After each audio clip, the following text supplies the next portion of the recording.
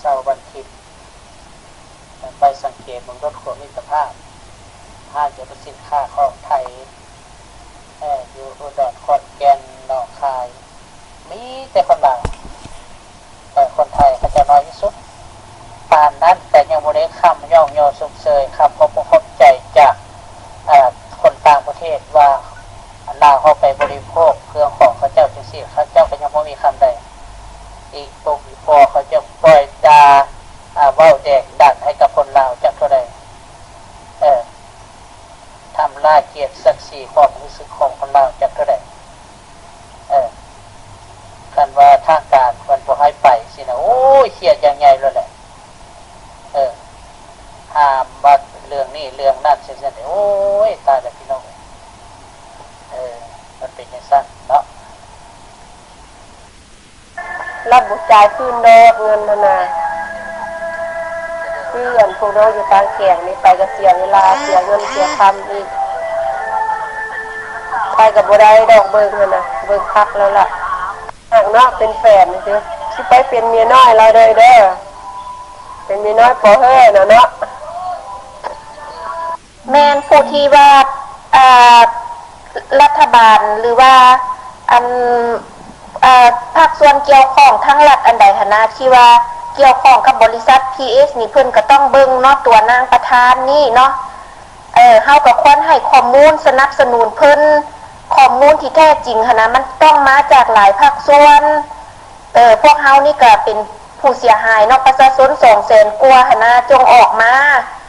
มาแสดงหลักฐานที่แท้จริงหนนะพวกเฮาสิย้านไปเฮ็ดหยังมาฮอดมื้อนี้แล้วมันยังอีกมื้อนึงแล้วสิจ่ายบ่หรือบ่จ่ายให้เราเว้าออกมาแล้วสิตัวไปฮอดไสอันคนที่กำหนด3เดือนหั่นมันก็มีล้นบริษัทหั่นแล้วออกมานางออกมาเอาสบายดีมื้อนี้ทุกคนสบายดีบ่ทุกคนบ่ในกลุ่มเนาะขอเสียงหน่อยเด้อไผยังสบายดีคิดว่ายังสบายดีมีแฮงมันเนาะมีกำลังวังชาในการที่จะรับฟัง PS วันซะขอให้ทุกคนมีจิตมีใจเนาะโอเคเด้อขอบใจผ่านมาเป็นแนวใดก็คือเก่าแล้วมันทั้งสองอย่างนั่นเด้อายทั้งอกหักทั้งหักอกนั่นเด้เมื่อเทศไปที่เดินไปบ่ไหวแล้วกับอายโปเฮอนี่นะคือมาหักอกคักแท้แล้วสิเฮ็ดจังได๋เนาะบัดนี้ท่านอยู่ PS ท่านพวกนึงท่านไปบุกก่อนล่ะเขาเจ้าก็ได้เข้ามาเมิดแล้วบัดนี้ท่านเขาเอาเข้า PS มาเมิดแล้วบัดนี้พวกเฮานำหลังนี่เฮาสิได้อีหยังเนาะสิไปได้ไปยกเครื่องยกของบ่บัดนี้น่ะเฮาน่ะโอ้ยมื้นเพิ่นก็แจ้งบอกไปเดี๋ยวนี้ออกบอกไปเอาเงินเลยดิเพิ่นเว้านำมื้นให้มาพากันมาบัตรประจำตัวมาพร้อมกับปีมาเนาะถ้าเพิ่นนั้นเพิ่นเว้าถึกใจเบิ่งก็สิเอาให้บ่สบายดีเด้อสมพรเอ้ยอกหักจาก PS จังไดก็ยังคือเก่าจังไดยังก็คือเก่าเฮานะยังบ่มีเปลี่ยนแปลงคืออันน่ะพระเจ้าฮ้องแหละรักไม่มีการเปลี่ยนแปลงนะถึงว่าเขาจะมีเปลี่ยนไปเฮาก็บ่เปลี่ยนแปลงเนาะเฮายังคือเก่าอันซะแม่นแล้วไอ้บ่เป็นหยังเด้อทุกสิ่งทุกอย่างมันมีทางออกเนาะแชทส่วนตัวได้เด้อคำนี้คำถามส่วนตัวเด้อมันยังมีอีกหลายอย่างเนาะแต่อันนี้เป็นเหตุผลที่เพิ่นตัดรหัสแม่กาเนาะทุกคนอยู่ในกลุ่มคือว่าเงียบเถอะเด้เป็นแล้วได้บทคนจริงของแม่กามันความจริงหรือมันคิดความคิดตัวอะไรลองคอมเมนต์มาดูก็ดีเลยแม่กามีความสุขเว้ยตอนนี้สิบ่ได้มีส่วนเกี่ยวกับเพิ่นอันนี้คือความสุขของแม่กาแผนหลอกลวงของเพิ่นก็คือจังซี่แหละผู้ใดเว้าความจริงก็มันปัดรหัสโลดเนาะเพื่อว่าเฮ็ดจังได๋ให้ทุกคนย่านและทุกคนบ่ต้องเว้าความจริง เนาะทุกคนต้องสมซื่นเพิ่นลูกเดียวจึงอยู่นำเพิ่นได้ว่าความจริงมาตอนใดก็ตายคือแม่ก้านั่นนี่แหละขอให้แต่ละคนเชื่อมั่นตนเองเนาะเราเดินต่อ โชคดีเชื่อแม่ก้าก็สิบ่ได้ไปมีเงื่อนใหญ่กับเพิ่นอยู่ อีกต่อไปแต่ขอเงินเฮาคืนจบเนาะคันเส้นตายเท่าใดซาเพิ่นยังสิได้กลับมาใช้หนี้เฮาอยู่เด้ออันนั้นคือเงินเฮาเด้อมื้อนี้แม่ก้าได้ข่าวว่าใบยกเลิกสัญญานะเปลี่ยนอีกแล้วเมื่อก่อนนี้บ่มีตัวเลขจำนวนเงินเลยเปลี่ยนมานี่นะ4เทื่อแล้วมีเทื่อต่อมาก็บ่มีกำหนดเวลาเทื่อต่อไปก็บ่มีจำนวนเงินที่จะเขียนใส่เลยมีแต่พนักงานเซ็นรับอีหยังใบเอกสารเฮาแล้วก็จบแต่มื้อนี้แปลว่าเอาวัน3เดือนคือตะกี้หันทิ่มออกเลยอีกบ่มีกำหนดเลยคันซั่นแต่ละคนมาถอนก็จะได้ตัวที่บอกว่ายื่นถอนแต่บ่ฮู้ว่ามื้อใดจะได้เนาะอันนี้เป็นเล่ห์เหลี่ยมของประธานทั้งหมดเลยเนาะที่ประธานพยายามสร้างข้อมูลคิดมาเนาะโดยที่ว่าปรับเปลี่ยนอยู่ตลอดเวลาเพื่อเฮ็ดจังใดให้ประธานรอดโดยที่คิดเงินเฮาเนาะและให้พวกท่านพิจารณาเองเด้อแต่กล้าแทนฮู้เด็ดเท่านี้เนาะพวกท่านก็คงจะฮู้ดีคือกันแต่บ่มีไผกล้าเว้าแม่นบ่มื้อนี้แม่ก็ถึกกันรหัสแล้วแม่ก็จึงเว้าความจริงให้พวกท่านฟังเนาะและพวกท่านจะได้เข้าใจพิจารณาตัวพวกท่านเองเนาะขอบใจที่เว้ารวมนั้นนางสุมาลีเทพศรีเมืองน่ะเพิ่นก็เว้าแล้วเนาะว่าผู้ที่จะออกจากบริษัทที่นี่มีเงินอยู่แต่ให้เนาะแต่บัดสุดท้ายนี่โปเฮอร์มันบ่เห็นดีใจเนาะมันว่าบ่มีเงินเนาะตัวนี้แหละโปเฮอร์แหละเป็นผู้สั่งแผนก่อกวนให้สมาชิกทั้งหลายแสนๆคนหั่นน่ะเอาเนาะบรรดาแอดมินเด้อเอานาเบอร์สุมาลีเทพศรีเมืองแล้วโปเฮอร์เข้าในกลุ่มนี้เด้อเนี่ยตัวค่อยก็ได้เก็บเก็บกับข้อมูลเนาะจากบรรดาในทีมของบริษัทที่แอดนี่แหละว่าตัวปอเฮานี่อยู่ในบริษัทที่แอดนี่บ่มีเงินตะกี้มื้อนี่สั่งสาวบริษัทที่แอดนี่น่ะขึ้นมาน่ะตัวเฉพาะปอเฮาอันบ่มีตะกี้แต่ว่าตัว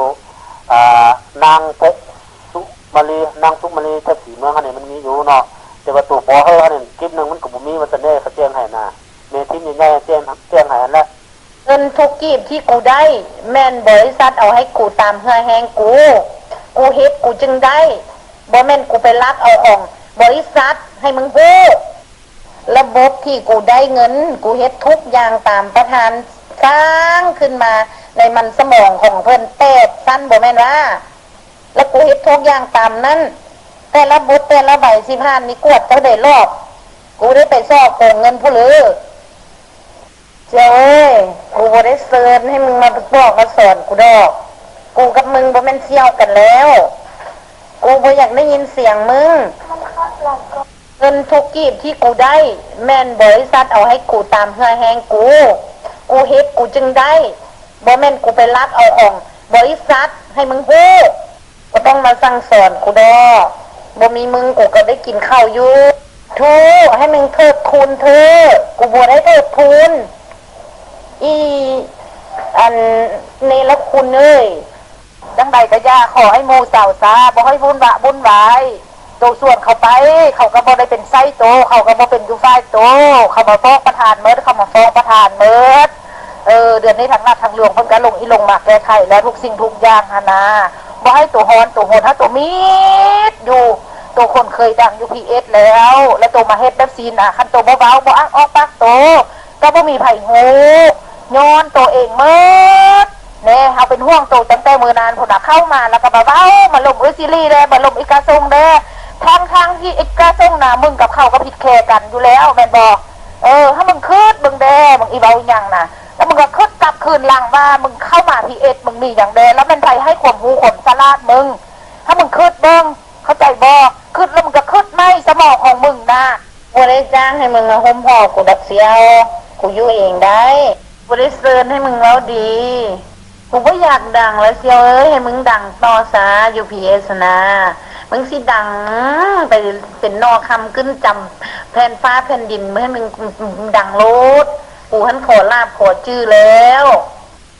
มึงก็ว่ามึงเหลืออดกูได้เชียวมึงก็เหลืออดมึงคือกันพอดีมาใส่สันดีเนาะงวนเว้ย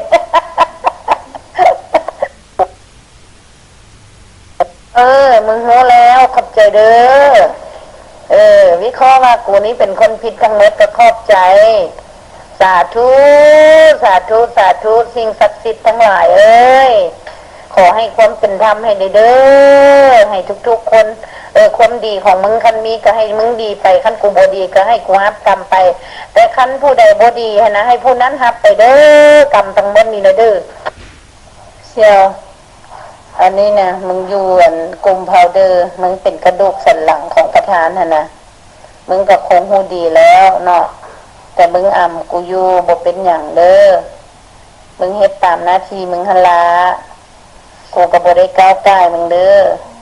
แต่กูบอกให้มึงฮู้ว่าคำเห็นทั้งหมดที่กูเขียนขึ้นสภานี้นะ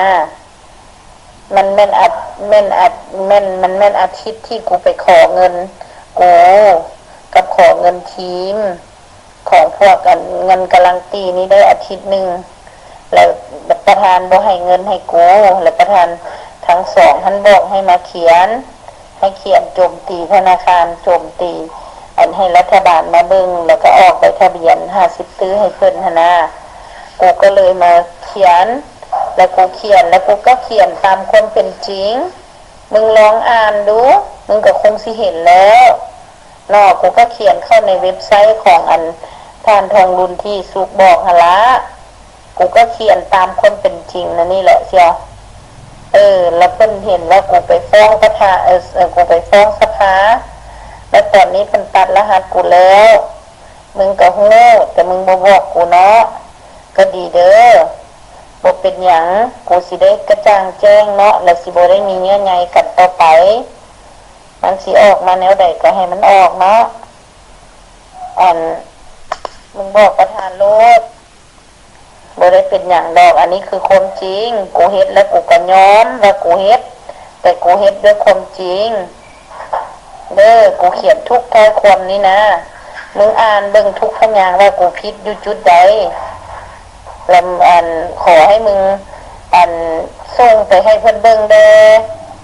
เพิ่นก็คือสิเห็นแล้วแหละแต่ส่งอีกก็ได้เพิ่นเอาเหตุผลว่ากูไปฟ้องสภานี่นะแม่นอันนี้มันบ่แล้วเพิ่นตัดรหัสกูเพื่อเพิ่นจะบ่ได้ส่งเงินกูทั้งหมดคืนให้กูแม่นบ่2ตื้อหั่นนะ2ตื้อกว่านะบ่เป็นหยังคันเพิ่นบ่อยากจ่ายกูวิธีนี้ก็เอาวิธีหน้าเนาะเฮาถามตัวได้ส่วนอาฟงกับบุญธรรมไปก็ขึ้นไปสภานะตัวเป็นผู้ส่วนเขายังมีจำพวกนึงอีกตืมตัวไปส่วนเขานี่นะเข้ามารายงานประธานมึงสิว่าประธานบ่ฮู้เด้อประธานหูหมดเลยคนที่มึงพวกมึงไปส่วนนะเมื่อมึงคิดมึงดีๆเสียวเอ้ยมึงส่วนเขาไปนำนะเขาบ่ได้พอมึงเด้อเขามารายงานมึงทุกคำทุกอย่างเลยอันนี้กูว่าผมจริงให้มึงฟังตรงๆเลยกูฮักมึงนี่นะกูบอกมึงให้มันเศร้าให้มึงเศร้าซะคนเฮานะบ่ตายอย่างอีเบิ่งกันไปข้างหน้าเฮาบ่เฮ็ดเดี๋ยวนั้นนะเฮาบ่เฮ็ดให้ตัวเองได้มึงคิดมึงดีๆแม่มึงเว้าทุกอย่างมามึงเฮ็ดให้ตัวเองมึงปิดกันตัวเองมึงก็กำลังคือกูตะกี้แหละเชียวยังเห็นสภาพดีเพิ่นหมดเพราะว่ายังศรัทธาเพิ่นหลายดิ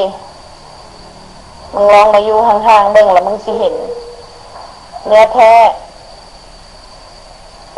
ขอบใจเด้อกูบ่ได้มันสิอดทนให้ทุกคนมาทนทุกข์อยู่ในบนความสุขของคนอื่นแบบนั้นดอกจะมีความสุขแต่ผู้อื่นทุกข์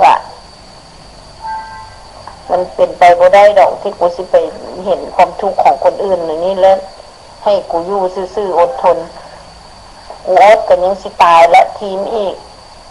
ผู้ใดกับผู้น่าสงสารไปหมดน้ำตาเขาไหลตกใส่ดินนะ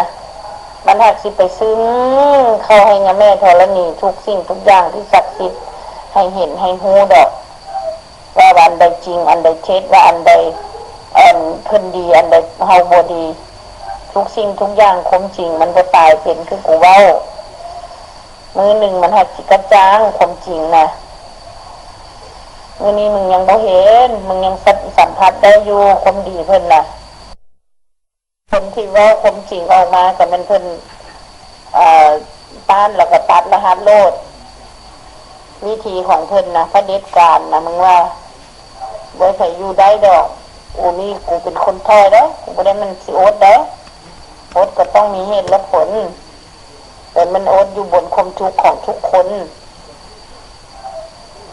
ขอบใจเด้อให้มึงอดทนต่อไปซะกูนี่หมดความอดทนแล้ว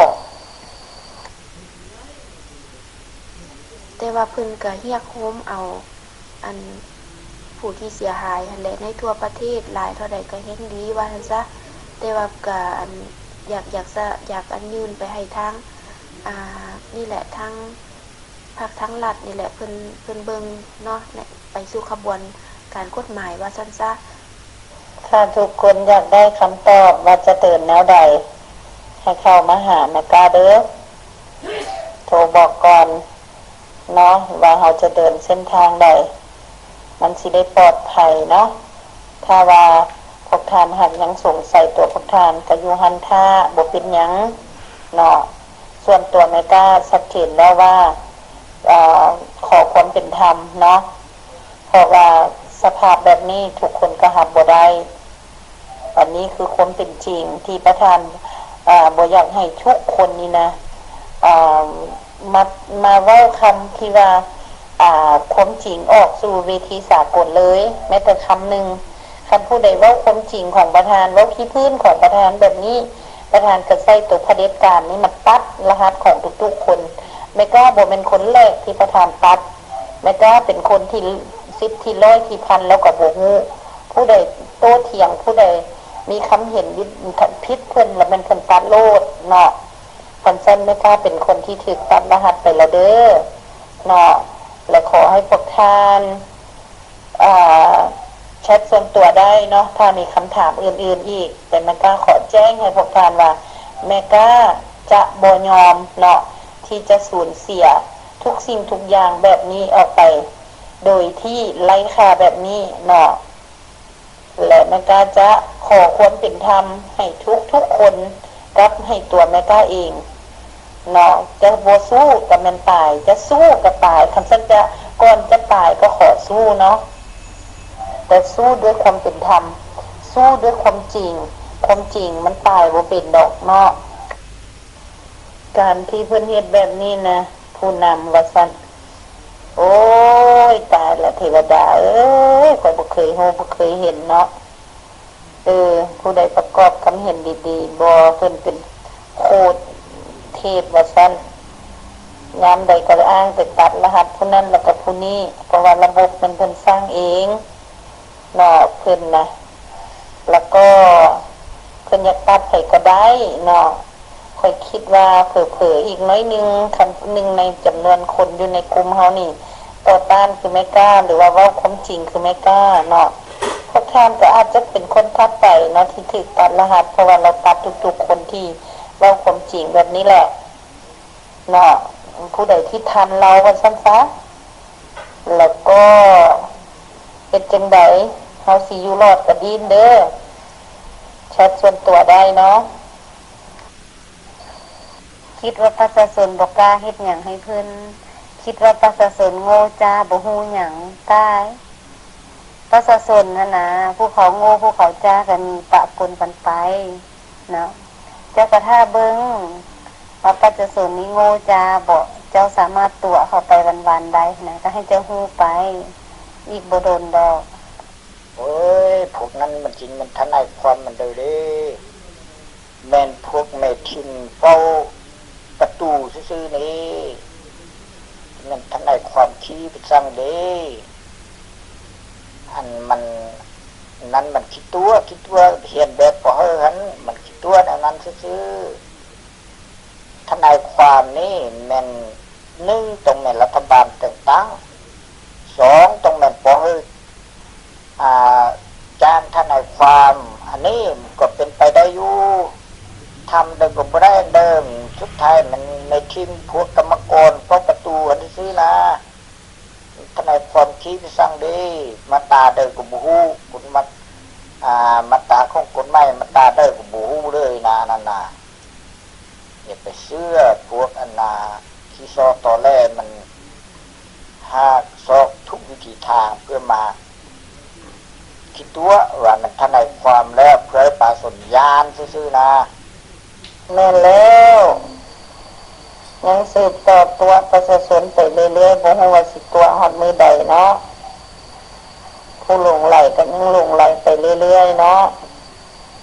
ส่วนตัวเฮาพอแล้วเด้อเพราะว่าเขาต้องดึงบริษัทที่คิดระเบียบทางสไปซ์ทัซี่บริษัทท่านออกมาแจ้งก่อนแล้วสุดท้ายก็ต้องให้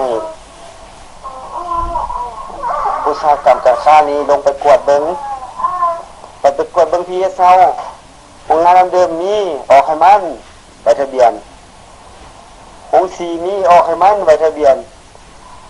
องค์กระพุ่นมีออกให้มันออกทะเบียนมันจะเป็นลักษณะแบบนั้นเนาะให้คอยสมาชิกเขาอุ่นเอี่ยมหลังจากเขาได้ทะเบียนปุ๊บแล้วเขาก็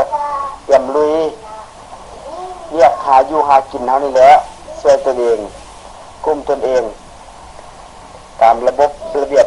แผนการของประธานเฮาบัดนี้หรือบ่แก้ขั้นบ่แก้ก็นักกลุ่มกันทั่วประเทศนี่ก็พอมีเงินใครก็ลงไปลินเยี่ยงจันทร์เทื่อนึงก็แล้วมันเป็นประท้วงกันอยู่พุ่นน่ะสิเป็นแม่จับเราใส่คุกหน่อยสิประหารชีวิตก็เรื่องของเฮานั่นก็ช่วยกันเว้ากันว่ากันมันถึงได้เงินตัวนั้นให้พวกอันเจ้าหั่นแน่แต่ว่าใครมีความเห็นแบบนี้พวกเจ้าหั่นเอาความเว้าหั่นไปออกอยู่เฟซเนาะว่าทุกคนที่ได้เข้า PS ท่านให้รวมตัวมาโซเบอร์หรือว่าจับกลุ่มกันเนาะจับกลุ่มกันแล้วมีข้อความอย่างเราเว้ากันอยู่กลุ่มกันเลยแล้วสุดท้ายมาแล้วก็พากันเข้าไปประท้วงเอาแล้วสมมติว่านะไปมันหลายๆนั่นนึงแล้วก็ไปประท้วงเอาสมมติว่าที่ท่านบ่ได้เงินก็อยากจับเข้าคุกก็จับอยากเฮ็ดนั่นแหละก็เฮ็ดอยากยึดเอาบริษัทท่านเป็นของนั่นก็แล้วแต่หรือว่าที่เจรจากันแล้วก็รัฐบาลก็จึงช่วยคันเอาไปหลายคนก็กูต้องให้กูเห็นหน้ามึงแล้วก็แล้วบักแก้วอีเซียนเดี๋ยวนี้กูมาแต่โรงพยาบาลมาอยู่เวียงนี่นะกูให้กูเห็นหน้ามึงใต้คาตีนกูนี่มึงหูบ่มึงหูจะกูนอนกันไปแล้วให้ทุกคนน่ะตบมือซุมเซยเด้ความเก่งกล้าสามารถของนางสุนารีและก็พานโปเฮอร์นะเดี๋ยวนี้ฮันเพิ่นมีนักแค่ในความแล้วกับนักกฎหมายอยู่สภาแห่งชาติมานั่ง UPS